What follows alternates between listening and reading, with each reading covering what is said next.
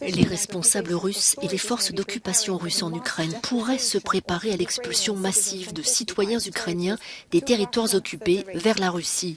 Bloomberg rapporte qu'en décembre dernier, le Premier ministre russe a émis un ordre de mobilisation de revenus pour allouer jusqu'à 2,5 milliards d'euros de dépenses supplémentaires pour ce que Moscou appelle la réinstallation potentielle des résidents de la région de Kherson en Russie.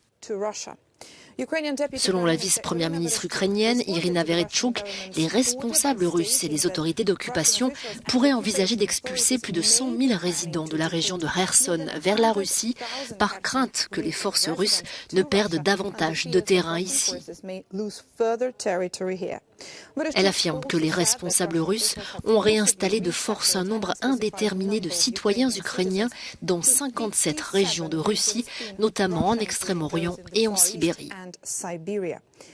L'Institut pour l'étude de la guerre continue d'estimer que l'expulsion forcée de citoyens ukrainiens vers la Russie constitue probablement une campagne délibérée de nettoyage ethnique, en plus des violations apparentes de la Convention pour la prévention et la répression du crime de génocide. Selon le groupe de réflexion, les forces d'occupation russes continuent de faire pression pour contraindre les résidents des territoires occupés à accepter des passeports russes.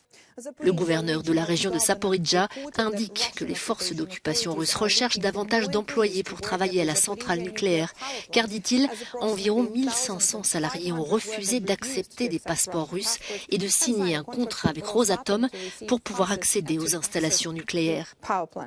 L'Institut pour l'étude de la guerre indique que les autorités d'occupation russes continuent de faire venir des citoyens russes dans les territoires occupés en Ukraine.